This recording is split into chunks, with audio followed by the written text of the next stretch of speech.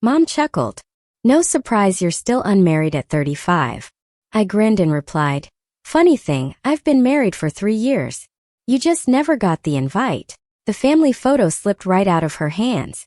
Can you imagine watching your own mother at a family reunion publicly mock your single status, completely oblivious to the fact that you've been secretly married for 3 years? My wedding band, usually hidden on a chain beneath my blouse, felt like a burning coal against my skin as her cruel words echoed through the room. That night, something inside me finally snapped, and the truth wasn't just spoken. It exploded, shattering our perfect family facade into a million pieces. You want to know what happened next? Believe me, it was a moment I'll never forget. Growing up, my relationship with my mom, Diane, felt like walking on eggshells scattered across perfectly polished marble floors. She was the absolute picture of suburban perfection, every blonde hair in place, clothes ironed to a fault, president of the local country club, her reputation flawless. And she expected nothing less from me, her only daughter. My dad Thomas was my shield. His gentle nature was the only thing that balanced Mom's sharp edges. He'd wink at me from across the dinner table when Mom launched into another lecture about posture, or which clubs I should be joining. Haley Bear, he'd say, just be yourself. That's more than enough. But then when I was just 12, Dad had a sudden heart attack. And just like that, he was gone. It left Mom and me alone in our big house. A house suddenly filled with far too many expectations. After Dad died, Mom tightened her grip on my life, suffocating me. Every single report card was scrutinized, every friend vetted, every outfit approved or disapproved with a cold, critical eye. Haley, Harvard doesn't accept B+ students, she'd declare, whenever I brought home anything less than a perfect grade. Or, Haley, that skirt makes your hips look wide. As I tried on clothes, there was always something to improve, something to fix, something that was just not quite right about me. By high school, I was an expert at anticipating her criticisms. I joined all the right clubs, maintained a perfect GPA, and dated boys from good families, boys Mom approved of. David Jenkins, the son of Dad's former business partner, was her absolute favorite. Now there's a boy with a future, she'd say, not so subtly hinting that I should take him seriously. The fact that David had the personality of cardboard and hands that wandered far too freely never seemed to factor into her assessment. The real problems began when I entered college. Mom had meticulously mapped out my entire future.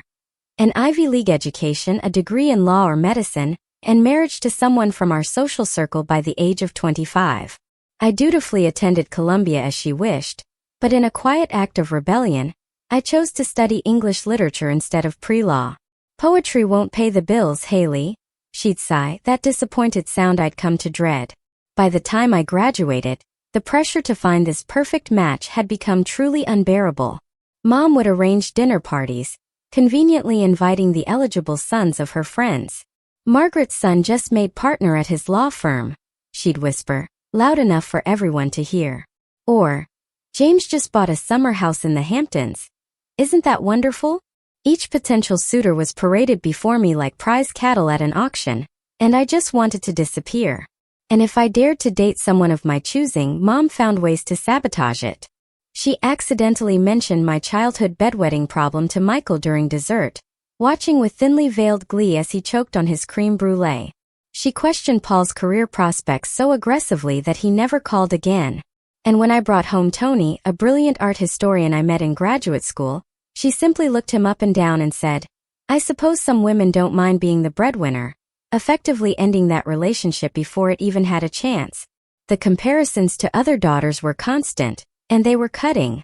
Did you know Stephanie is engaged to a surgeon? Or, Melissa just got promoted to vice president at her firm, and she still has time to volunteer at the hospital. The unspoken message was always clear. Other daughters were succeeding where I was failing. By 25, I felt suffocated. The constant pressure, the disapproval, the feeling that I could never quite measure up to her impossible standards, it had worn me down to nothing. So when a job opportunity came up in Seattle, 2,000 miles away from our Connecticut home, I jumped at the chance. Mom was furious. Running away won't find you a husband, Haley, she snapped as I packed my things. You'll end up alone if you keep making these reckless decisions. I moved anyway, telling myself it was just for a year or two, just to gain some independence and perspective.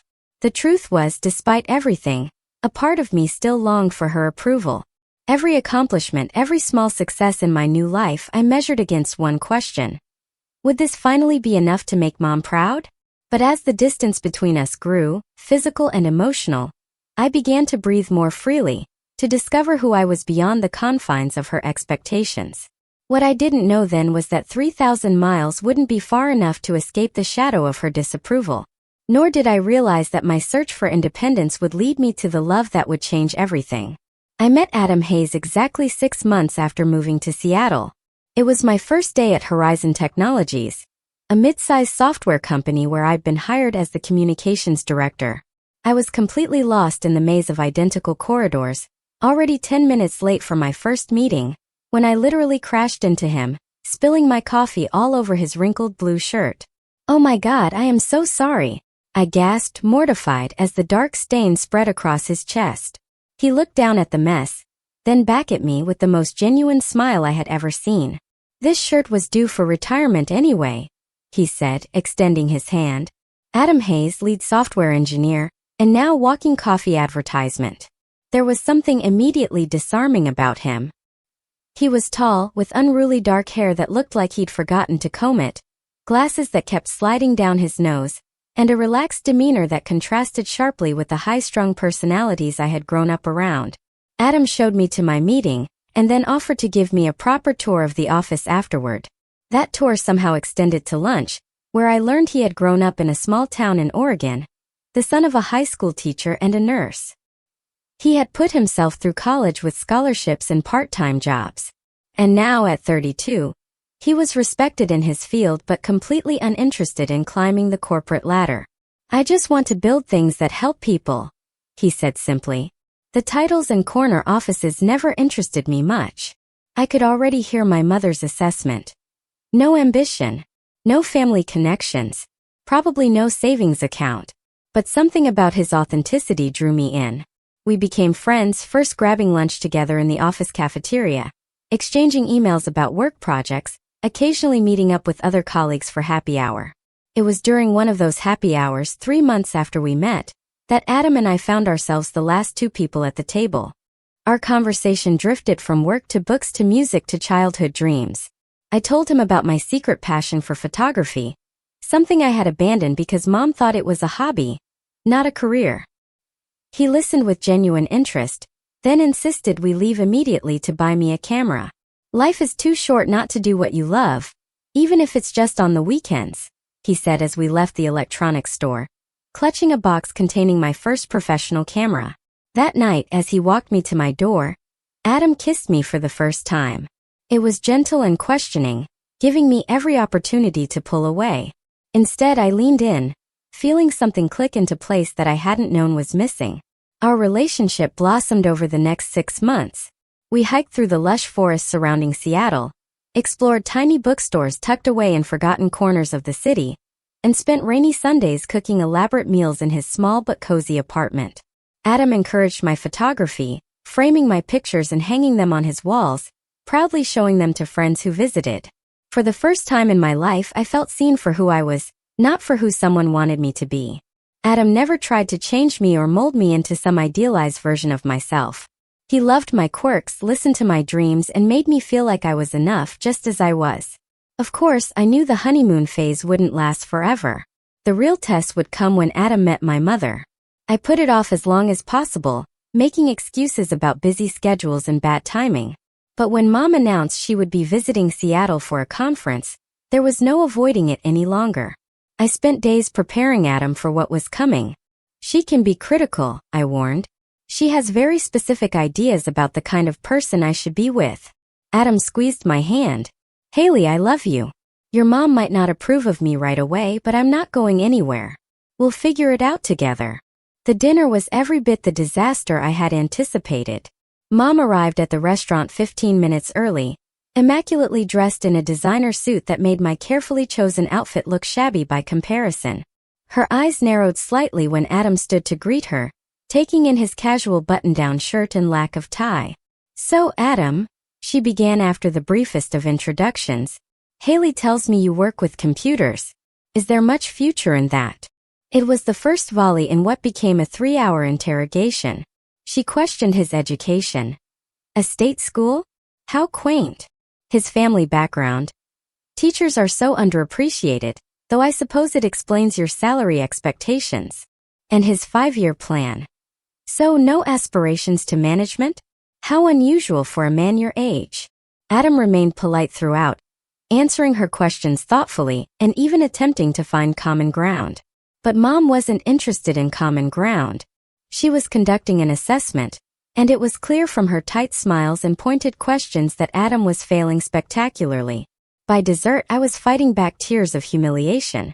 When Adam excused himself to use the restroom, Mom leaned across the table. Darling, he seems nice enough for a casual relationship, but surely you cannot be serious about him. He has no connections, no real ambition. You'd be supporting him within 5 years. Mark my words. When Adam returned, she switched tactics, regaling him with stories of the suitable men in our social circle back east. William just made junior partner at his father's firm, she said, smiling at me pointedly. He always asks about you, Haley. Later that night, after Mom had returned to her hotel, Adam held me as I cried. I'm so sorry, I kept saying. She was horrible to you. Hey, he said gently, wiping my tears with his thumb. I didn't fall in love with your mother. I fell in love with you. And if it takes her some time to warm up to me, that's okay. We have time. But as the months passed, it became clear that Mom had no intention of warming up to Adam. She began calling more frequently, always with news about someone from back home who was getting engaged or promoted or buying property. Life is moving on without you, Haley, she would say. Don't waste your youth on dead-end relationships. Adam never complained, but I could see the toll it was taking on him. The way his smile would fade when my phone rang and Mom's name appeared on the screen. The quiet resignation in his eyes when I would cancel our plans because Mom had suddenly decided to visit. Despite everything, he remained patient, loving, and supportive. And I fell more deeply in love with him every day, even as I worried about what the future might hold for us. 6 months into my relationship with Adam, Mom's interference shifted from passive-aggressive comments to active sabotage. It began with what she called a little surprise. She had arranged for James Whitmore, the son of her bridge partner and a recently divorced investment banker, to accidentally be in Seattle during her next visit. I thought we could all have dinner, she said innocently over the phone. James is staying at the Four Seasons for a conference, and he remembered how you two hit it off at the Millers' Christmas party years ago. I had no recollection of ever meeting James Whitmore, but that didn't stop Mom from orchestrating an awkward dinner where she practically pushed me into his lap while Adam watched in stunned silence. James, to his credit, seemed as uncomfortable as I was, especially when Mom began listing my accomplishments as if reading from a resume. Haley graduated cum laude from Columbia, she told James, completely ignoring Adam's presence. She could have gone to law school, but she decided to explore her options first. Such a shame. But it's never too late to go back, is it? After that dinner, the floodgates opened. Suddenly, Mom was connecting me with every eligible bachelor who happened to be passing through Seattle. There was Michael, the neurosurgeon attending a medical conference. Christopher, the hedge fund manager, expanding his West Coast operations. And Tyler, the recently relocated attorney whose mother just happened to be Mom's former roommate at Vassar. The phone calls became more frequent and more pointed. Haley, darling, I'm just concerned about your future, she would say. You're approaching 30. Do you really want to waste these crucial years on someone who will never fit into our world? Adam is my world now, Mom, I would counter, only to be met with a heavy sigh. You always were stubborn just like your father. Look how that turned out for him, working himself to death in a job that never appreciated him. That comment, bringing my father into it, broke something inside me. Don't talk about Dad that way, I said, my voice shaking. He was happy. He loved his work and his life. Not everything is about status and connections. Clearly, Adam has been filling your head with this bohemian nonsense, she replied coldly. Your father could have been so much more if he had listened to me. I will not stand by and watch you make the same mistakes. The tension reached a breaking point during the annual family reunion at my Aunt Patricia's lake house. Mom had insisted I come alone, claiming it was family only. But I knew it was because she didn't want to introduce Adam to the extended family. Against my better judgment, I agreed, not wanting to cause a scene. I should have known she had ulterior motives. She had invited Bradley Wilson, the recently divorced son of her college friend, who was apparently looking for a nice girl to settle down with. Bradley was handsome in a generic way, with perfectly coiffed hair and a country club tan. He was also arrogant, condescending, and couldn't stop talking about his Porsche. During dinner, Mom clinked her glass to get everyone's attention. "I have a little announcement," she said, smiling broadly. "Bradley has just been made partner at Wilson & Associates, and he has generously offered to give Haley some career advice. Isn't that wonderful?" Before I could respond, she added, "Who knows? Maybe he can convince her to move back east where she belongs." The entire table turned to look at me, expectant smiles on their faces. I felt trapped, cornered like an animal. "Actually," I said, trying to keep my voice steady, "I'm very happy with my job in Seattle, and I'm in a serious relationship." Mom's smile froze. "Haley is being modest. This little marketing job is just a stepping stone, isn't it, darling? And as for this boy she's seeing, well, summer flings are so nice, but winter is coming." The table erupted in laughter, indulgent and slightly pitying, while my face burned with humiliation. Later, as Bradley cornered me on the porch with thinly veiled propositions disguised as career opportunities, I texted Adam, "I cannot do this anymore. Can you come get me?" 3 hours later, Adam's modest Honda pulled into the circular driveway of my aunt's lakeside mansion. The look on Mom's face when I introduced him to everyone and announced we were leaving together was a mixture of shock, anger, and utter embarrassment. "You're making a scene, Haley," she hissed as I gathered my things. "No, Mom," I replied, loud enough for nearby relatives to hear. "You have been making a scene since the day I introduced you to Adam." The drive back to Seattle was tense. For the first time since we had been together, Adam didn't try to smooth things over or look for the bright side. "I can't keep doing this, Haley," he said finally, his knuckles white on the steering wheel. "I love you, but your mother is never going to accept me, and I can't spend the rest of our lives being treated like I'm not good enough." "Are you breaking up with me?" I asked, my heart pounding. He sighed deeply. "No, I'm asking you to make a choice. Either we find a way to set boundaries with your mother, or this relationship isn't going to survive." The next few weeks were some of the hardest of my life. I tried explaining to Mom that her behavior was damaging my relationship, but she dismissed my concerns. "If your relationship cannot withstand a mother's natural concern, then it is not strong enough to begin with," she said. Meanwhile, tensions with Adam continued to grow. We began arguing about small things. The pressure from my family cast a shadow over our once easy relationship. I would wake up in the middle of the night, crying silently while Adam slept beside me, torn between the two people I loved most in the world.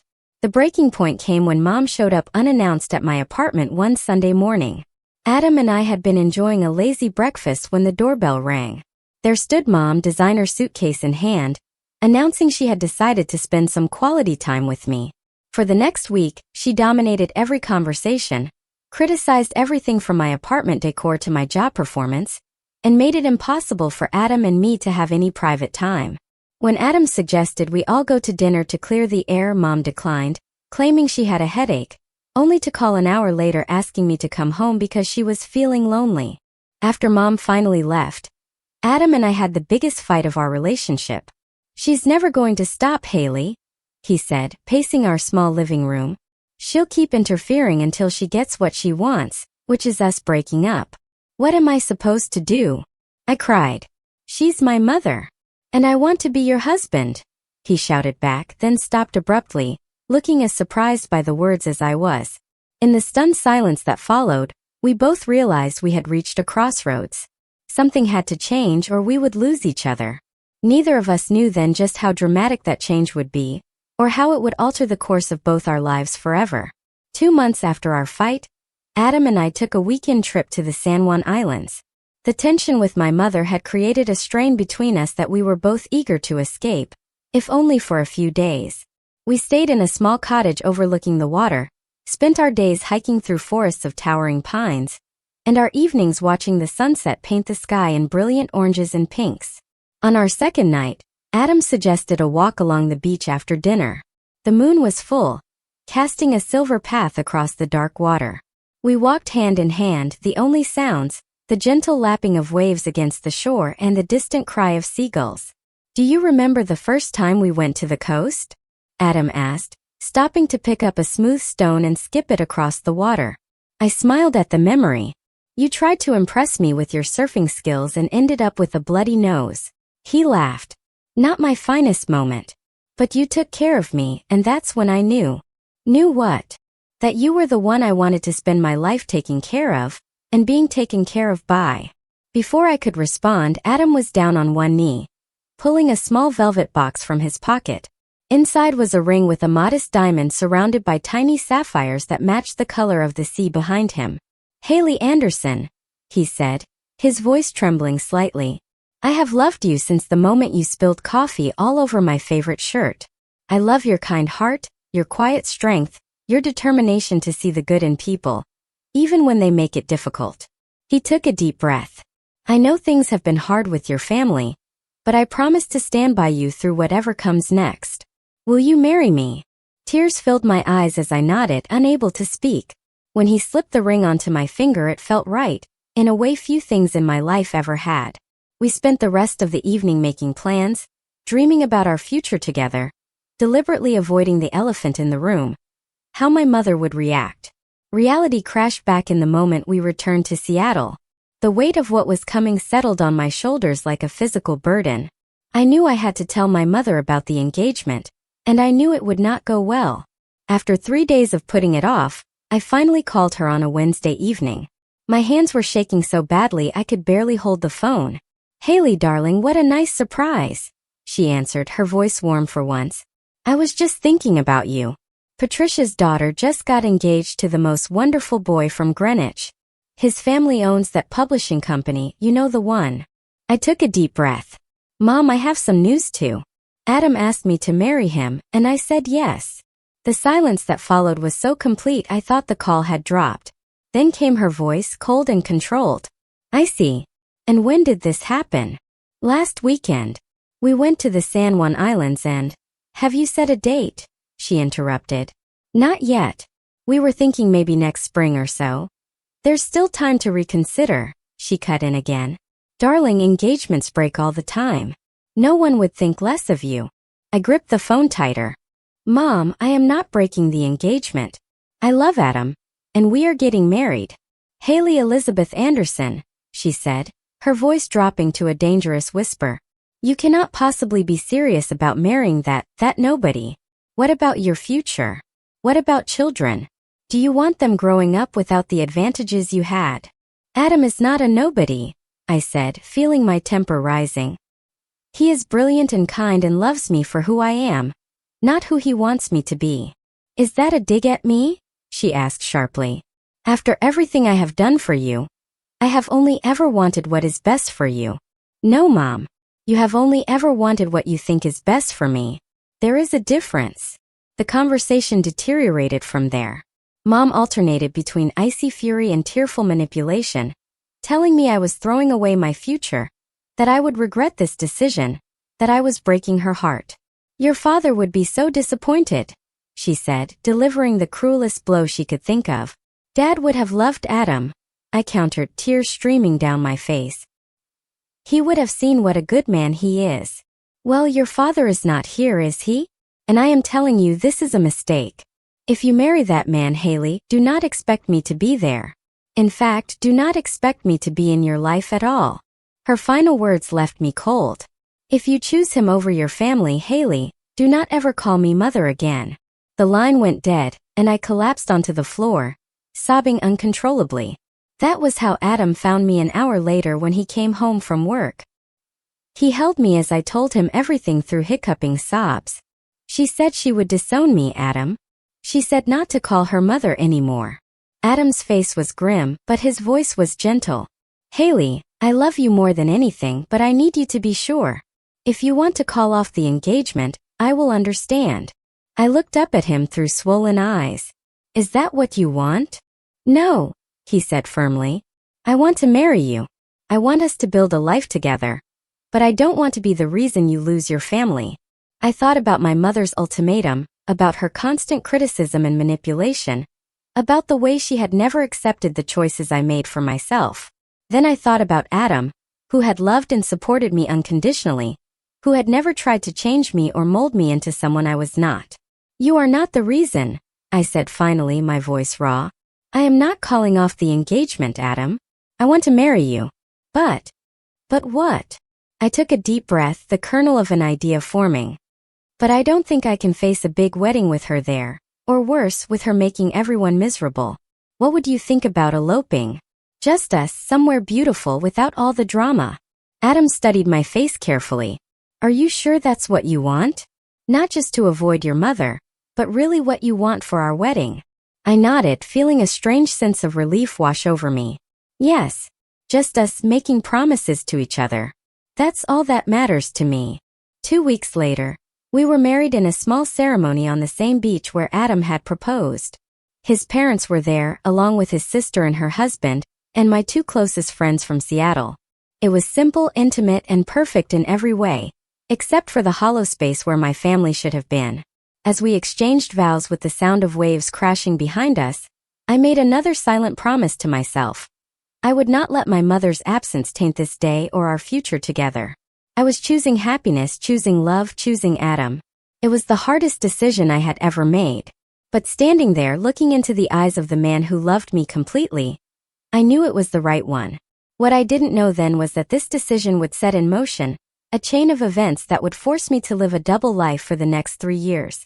A life of secrets and omissions that would eventually collide in the most dramatic way possible. Our honeymoon was a week in a small coastal town in Oregon, not far from where Adam grew up. We stayed in a charming bed and breakfast, spent our days exploring tide pools and hiking coastal trails, and our evenings planning our future together. For that one perfect week, I didn't think about my mother or the family I had left behind. It was just Adam and me starting our life together. Reality returned when we got back to Seattle. My mother had called twice during our honeymoon, leaving messages as if nothing had happened. Haley, darling, call me back when you get a chance. Janet Williams is hosting a charity gala next month, and I thought you might want to fly back for it. Her son, Stephen, just finished his residency at Mass General. I listened to her messages with a mix of sadness and disbelief. It was as if she had completely erased our last conversation from her memory, along with my engagement to Adam. When I finally called her back, I carefully avoided any mention of the wedding. I can't make it to Janet's gala, I said. Work is really busy right now. Always work with you, she sighed. Well, when are you coming to visit then? It's been months. This began the strangest chapter of my life. I kept in touch with my mother through carefully choreographed phone calls and occasional visits east, during which I would remove my wedding ring and slip it onto a chain around my neck, hidden beneath my clothes. Adam never came with me on these trips, understanding that it was easier this way, though I could see the hurt in his eyes each time I packed my bags. When Mom visited Seattle, which thankfully was rare, I would temporarily move back into my old apartment, which we had kept specifically for this purpose. Adam would stay with friends until she left. The apartment was maintained as if I still lived there alone, complete with a single toothbrush in the bathroom and no male clothing in sight. This place could use a man's touch, Mom would often comment, looking around the deliberately sparse decor. Maybe if you spent? I would smile tightly and change the subject, the weight of my secret life growing heavier with each lie. Meanwhile, Adam and I built our real life together in a cozy house we purchased in a quiet neighborhood north of the city. It had a small garden where Adam planted vegetables and a spare bedroom that we talked about turning into a nursery someday. We made friends with our neighbors, joined a local book club, and settled into the comfortable routines of married life. My career at Horizon Technologies flourished. I was promoted to Senior Communications Director, leading a team of 5 and overseeing all the company's public relations efforts. Adam continued to excel in his role as well, developing software that earned recognition throughout the industry. Every success, every happy moment, was shadowed by the knowledge that I was hiding half my life from my mother. There were times when I almost told her the truth, when the weight of the deception became almost unbearable. But then she would make some cutting remark about Adam or my career choices, and I would remember why I had made this decision in the first place. Our second anniversary coincided with some unexpected news. I was pregnant.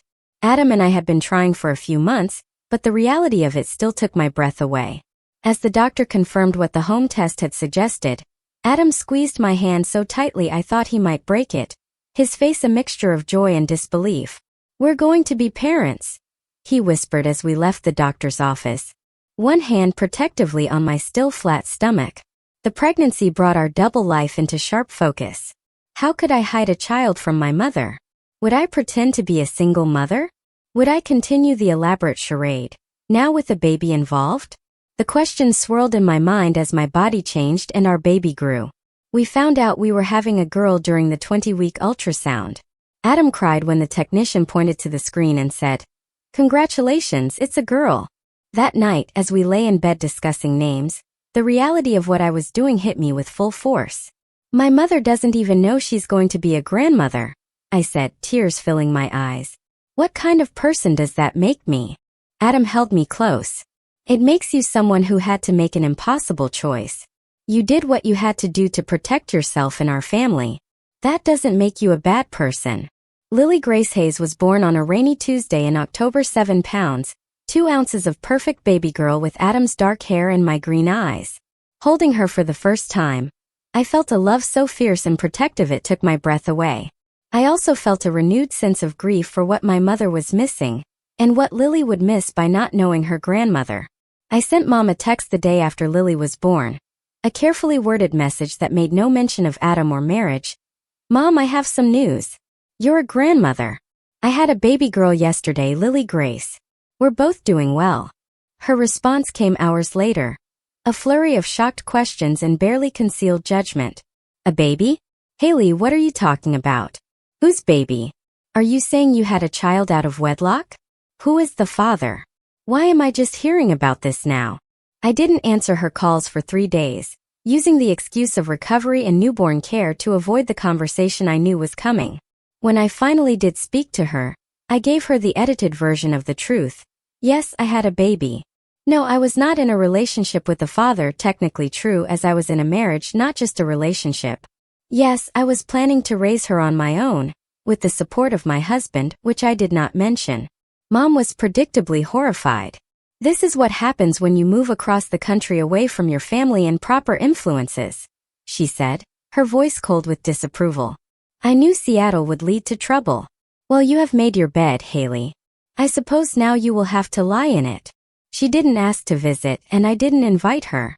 Instead, she sent an impersonal gift basket with expensive baby clothes and a card signed "Grandmother," rather than any personal message. It sat unopened in our hallway for days, a symbol of the gulf between us. As Lily grew from newborn to infant to toddler, the weight of our secret life became increasingly difficult to bear. Adam's parents visited regularly, doting on their granddaughter and filling our home with laughter and love.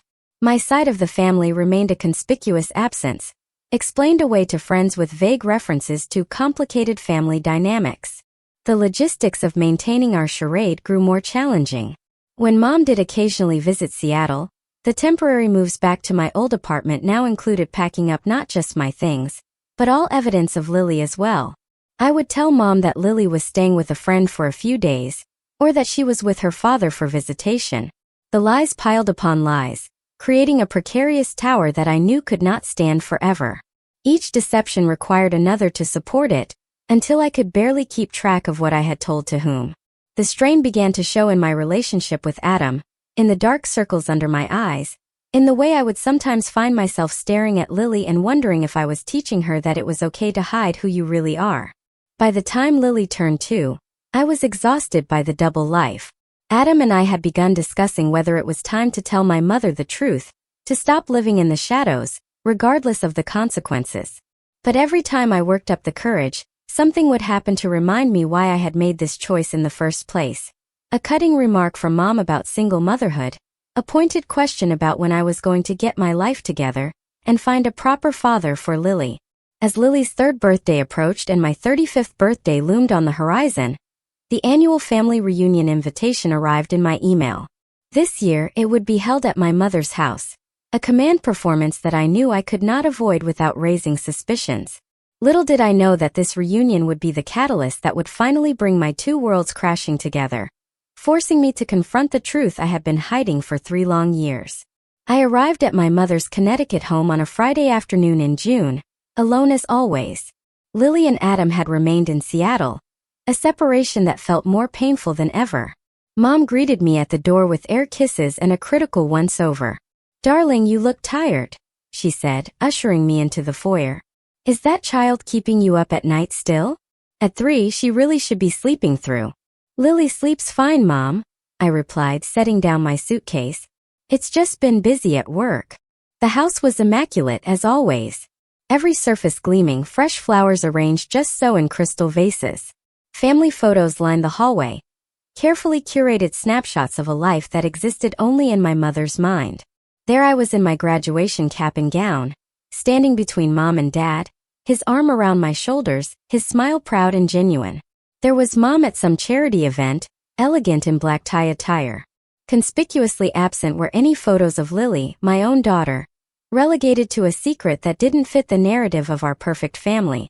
The reunion officially began that evening with dinner for the immediate family, the extended relatives set to arrive the following day. Aunt Patricia was there with her husband Robert, my cousins Jessica and Matthew with their spouses, and my Uncle James, my father's younger brother, who had flown in from Chicago. Dinner was a formal affair, served in the dining room I had always found intimidating as a child. Mom had prepared her famous beef Wellington, a dish she reserved for special occasions, and the conversation flowed along with the expensive wine Robert had brought. "So Haley," Aunt Patricia began as we moved to dessert, "how is life as a single mother?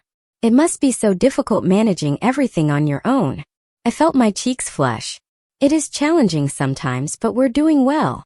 "And the father?" Uncle James asked, always direct. "Is he in the picture at all?" Before I could answer, Mom cut in smoothly. "Haley prefers not to discuss that situation, James. Some decisions once made are best left in the past." The way she said it, with that slight edge to her voice, made it clear what she thought of my situation. I gripped my fork tightly, fighting the urge to tell them all the truth then and there. The evening progressed with more subtle digs and probing questions disguised as concern. By the time I retreated to my old bedroom, I was emotionally exhausted. I called Adam, speaking in hushed tones even though my door was closed. "I don't know if I can do this for another 2 days," I confessed, curled up on my childhood bed.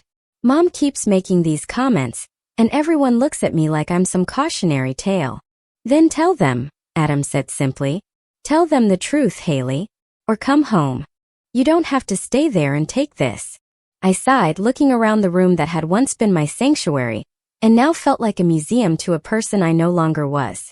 I can't just leave. That would only make things worse. And I'm not ready to tell them yet. I need to find the right moment. The next day brought the arrival of the extended family, cousins and second cousins and great-aunts filling the house with noise and activity. I moved through the crowd, answering the same questions about Seattle and work and Lily, carefully navigating around any mention of my personal life. It was during the formal dinner that evening that everything came to a head. Mom had seated me between cousin Rachel, who had recently made partner at her law firm, and great-aunt Eleanor, who had a habit of dispensing unsolicited life advice. The table was beautifully set, candles flickering in silver holders, the good china and crystal brought out for the occasion. Mom stood at the head of the table, raising her glass for a toast. "To family," she said, smiling benevolently at the gathered relatives. "The most important thing in life." Murmurs of agreement rippled around the table as everyone drank. Then Mom continued. "And to new beginnings. Jessica and Matthew are expecting their first child in December, making me a great aunt at last." Congratulations erupted as Jessica blushed happily, her husband squeezing her hand. I felt a stab of pain, thinking of Lily, who was already 3 and had never been acknowledged this way by her own grandmother. "And of course," Mom added, her gaze sliding to me, "we continue to hope that Haley will find her way. 35 and still single. But as they say, it is never too late." Laughter rippled around the table, indulgent and slightly pitying. I sat frozen, the wine glass halfway to my lips as Mom continued. Though perhaps it is time to accept that some women are simply meant for career success rather than family life. Not everyone can have it all, after all. Actually, Mom, I heard myself say, my voice clear and steady despite the thundering of my heart. I'm not single. The table fell silent, all eyes turning to me. Mom's smile remained fixed, though her eyes narrowed slightly. Darling, what are you talking about? Have you been keeping secrets from your mother? There it was. The perfect opening, delivered with just enough saccharine concern to mask the accusation beneath.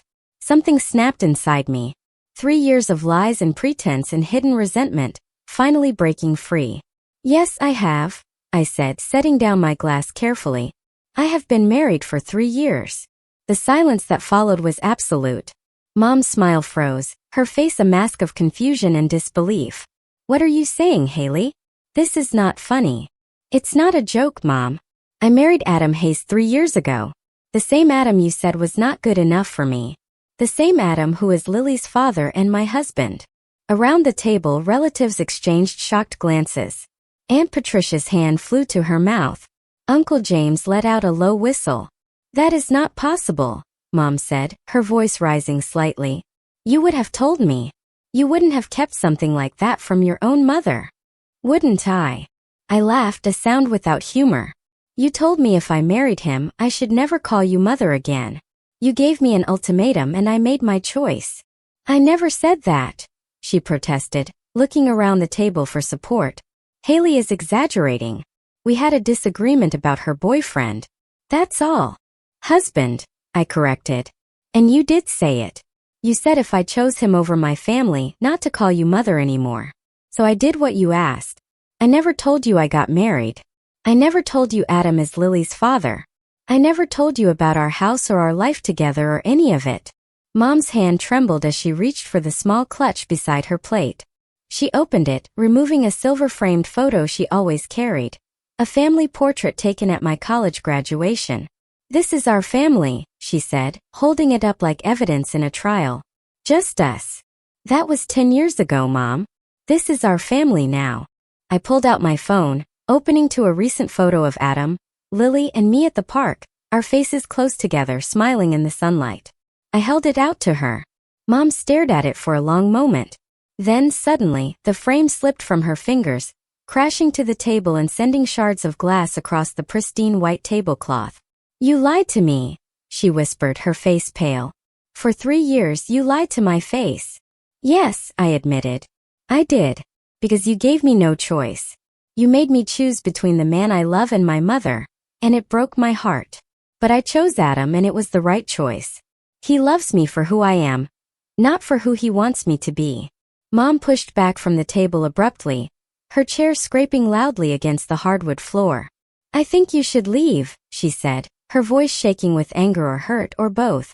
If this is how little our family means to you, that you would deceive us this way, then perhaps you do not belong here after all. I stood slowly, looking around at the shocked faces of my relatives. I'm sorry you had to find out this way, I said to them. I never wanted to lie to any of you, but Mom made it impossible for me to tell the truth. As I turned to leave, Uncle James spoke up.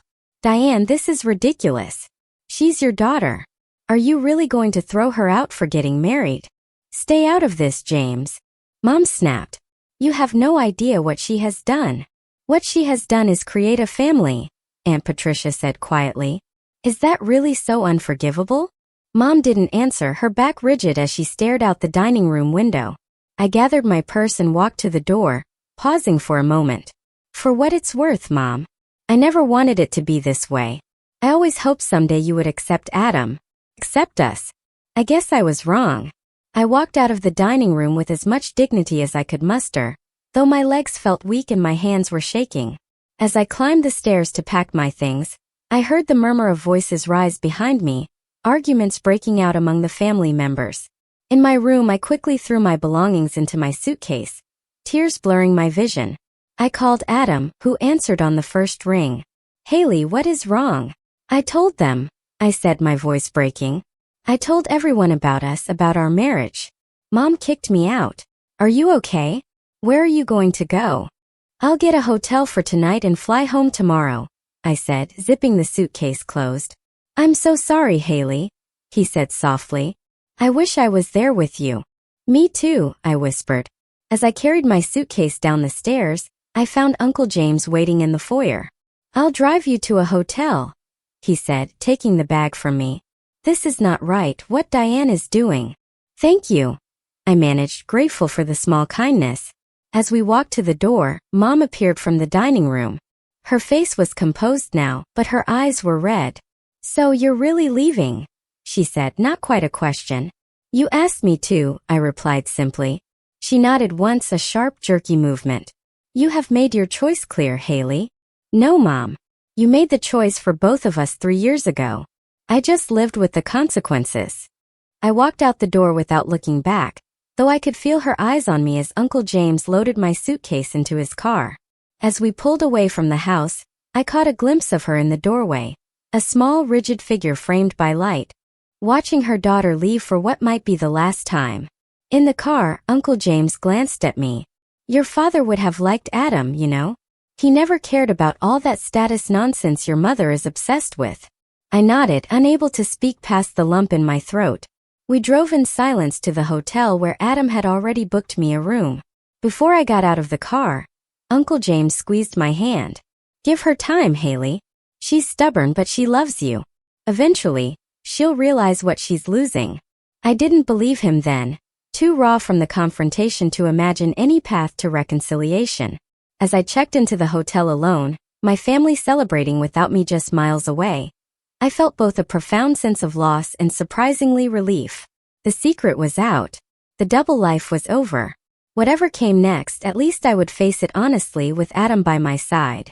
The flight back to Seattle the next morning was a blur.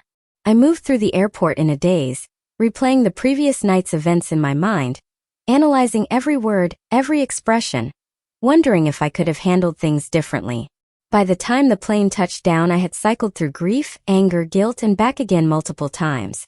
Adam and Lily were waiting at the arrival's gate, my daughter bouncing with excitement, a homemade sign reading, "Welcome home, Mommy," clutched in her small hands. The sight of them, my real family, broke through the numbness that had enveloped me since leaving Connecticut. I swept Lily into my arms, breathing in her sweet scent, feeling her little arms wrapped tightly around my neck. Missed you, Mommy, she whispered, and I had to bite my lip to keep from crying. Adam embraced us both, his steady presence anchoring me. How are you holding up? He asked quietly as we walked to the car. I don't know, I answered honestly. It feels like I've lost her all over again, but also like maybe I lost her years ago and just didn't want to admit it. The days that followed were strangely peaceful. The weight of secrecy had been lifted, and despite the pain of my mother's rejection, I felt lighter somehow. I threw myself into being present with Lily, savoring ordinary moments that had often been overshadowed by the stress of maintaining my double life. Morning cuddles, bedtime stories, weekend trips to the park, all took on a new sweetness now that they were not tainted by lies. A week after the confrontation, I received a text from Aunt Patricia. Your mother is not speaking to anyone who defended you, she wrote. But several of us would like to keep in touch. Is that okay with you? I sent back my email address and phone number, touched by the small rebellion of my relatives. Over the next few weeks, I received messages from various family members, some curious about my secret life, others simply expressing support. Uncle James sent photos from family gatherings I had missed over the years, along with stories about my father that Mom had never shared. From my mother, there was only silence. I hadn't really expected anything else, yet each day that passed without contact deepened the ache of loss. Adam watched me check my phone obsessively, his eyes filled with concern, but he never pushed or offered empty reassurances. He simply loved me through it, steady and patient as always. A month after the reunion, a letter arrived in our mailbox addressed to me in my mother's distinctive handwriting. I stared at it for a long time before finding the courage to open it. Haley, it began, no dear or other affectionate greeting. I have been thinking about what happened at the reunion. While I cannot condone the deception you practiced for 3 years, I recognize that my own actions may have contributed to your decision.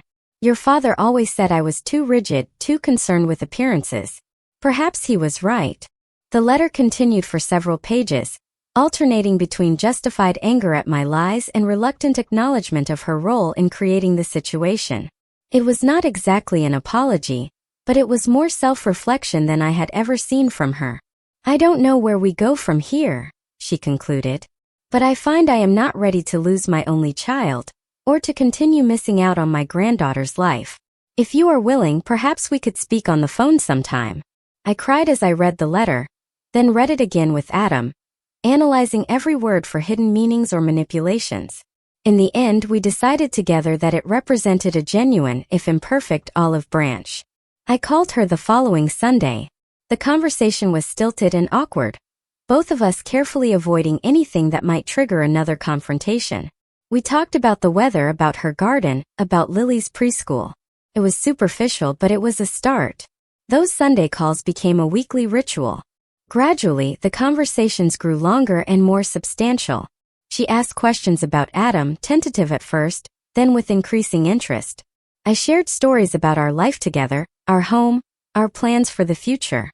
She listened, occasionally offering comments that revealed she was still processing the reality of my choices. "You own a house?" she asked during one call, surprise evident in her voice. "With a garden?" "Yes, Mom. Adam grows vegetables. Lily has her own little patch where she plants sunflowers." A pause. "Your father always wanted a vegetable garden. I never had the patience for it." 3 months after the reunion, Mom asked if she could visit. Adam and I discussed it at length, weighing the potential benefits against the risk of reopening old wounds. In the end, we decided to invite her, but on our terms this time. "You'd be welcome to visit," I told her during our next call. "But you need to understand that this is our home, our life. I need you to respect that, to respect Adam as my husband and Lily's father." "I understand," she said, her voice uncharacteristically subdued. "I would like to try, Haley. I really would." Her first visit was tense but civil. She arrived with an expensive doll for Lily and a bottle of wine for dinner, both peace offerings in their way. When Adam greeted her at the door, she stiffly extended her hand, which he took with a warm smile that never faltered despite her obvious discomfort. Lily, unaware of the complex history between her grandmother and parents, charmed Mom with her curiosity and energy. By the end of the first day, I caught Mom smiling genuinely as Lily showed her the collection of rocks she had gathered from our garden. That evening, after Lily was in bed, the three of us sat in the living room, the conversation halting and careful. Finally, Mom set down her wine glass and looked directly at Adam. "I owe you an apology," she said formally. "I judged you unfairly, based on superficial criteria that have nothing to do with your character or your ability to make my daughter happy. It's clear to me now that you have done that, made her happy, in ways I failed to recognize." Adam nodded, accepting her words with grace. "Thank you for saying that, Diane. All I have ever wanted is for Haley to be happy. We both want that." Mom turned to me then, her expression softening. "I have missed so much of your life, Haley. 3 years of marriage, Lily's birth, her first steps. I will always regret that." "I regret the lies," I admitted. "I hated living that way, always hiding half my life from you. But I didn't see another option at the time." "There's blame enough for both of us," she said quietly. "Perhaps we can do better going forward." It was the closest thing to a mutual understanding we had ever reached. The visit ended with tentative plans for Mom to return for Lily's birthday in October, and a promise to send regular updates and photos in the meantime. The healing process was slow and not without setbacks. Mom occasionally slipped into old patterns, making subtle digs about our modest home or questioning our parenting choices. But now, instead of swallowing my hurt or avoiding confrontation, I would calmly set boundaries. "That comment was hurtful, Mom," I would say. "If you continue speaking to us that way, we will have to end this visit early." To my surprise, she usually backed down, sometimes even apologizing. It seemed the fear of losing her connection to me and Lily outweighed her need to control and criticize. It was not perfect, but it was progress. As the months passed, our relationship slowly transformed into something new, something healthier. Mom began to show genuine interest in Adam's work, in our life in Seattle, in the choices we had made together. She still occasionally expressed views that made me cringe, but the sharp edge of judgment had softened. On Lily's 4th birthday, Mom flew out for the celebration. She brought a photo album she had created, filled with pictures of me as a child, of Dad, of our family. For Lily, she said. So she knows where she comes from. Before everything fell apart. That night after the party, I found Mom sitting on our back porch looking at the stars. I joined her, wrapping a blanket around my shoulders against the autumn chill. "Thank you for coming," I said softly. "It meant a lot to Lily and to me." She nodded, still looking up at the sky. "Your father would have loved her so much. And he would have been proud of you, Haley. The life you have built, the mother you have become." I haven't said that enough. We sat in companionable silence for a while, the most peaceful moment we had shared in years. Finally, she spoke again. "I was wrong, you know. About Adam, about what makes a good life, about so many things. I was trying to protect you from disappointment, from struggle. Your father and I, we had our challenges. I wanted something easier for you." "Life isn't easy, Mom," I said gently. "But having people who love you for who you really are makes the hard parts bearable. That's what Adam gives me. What Dad gave you, I think." She reached over and squeezed my hand, a rare physical gesture from a woman who had always maintained a certain distance. "Yes," she said simply. "He did." The journey of healing with my mother continues to this day. We still have moments of tension, old wounds that occasionally reopen. But we have found a way forward, based on honesty, respect, and the mutual recognition that family connections are too precious to sacrifice for pride or control. Through this difficult journey, I have learned invaluable lessons. I have learned that true love accepts you as you are, without conditions or expectations. I have learned that sometimes the hardest choices, the ones that hurt the most in the moment, lead to the greatest growth. I have learned that honesty, even when painful, is ultimately less destructive than deception. Most importantly, I have learned to define family, not by blood or obligation, but by love and choice. Adam and Lily are my first family, the one I chose and created. My mother is learning to be part of that family on new terms, ones that respect our autonomy and dignity. As I watch Lily playing with her grandmother in our garden, I feel a sense of peace that once seemed impossible. The road here was longer and more painful than I ever imagined it would be. But standing in this moment, I know that every step was necessary. Our lives are shaped not just by the love we receive, but by the boundaries we set, the truths we tell, and the courage we find to be authentically ourselves, even when it costs us dearly.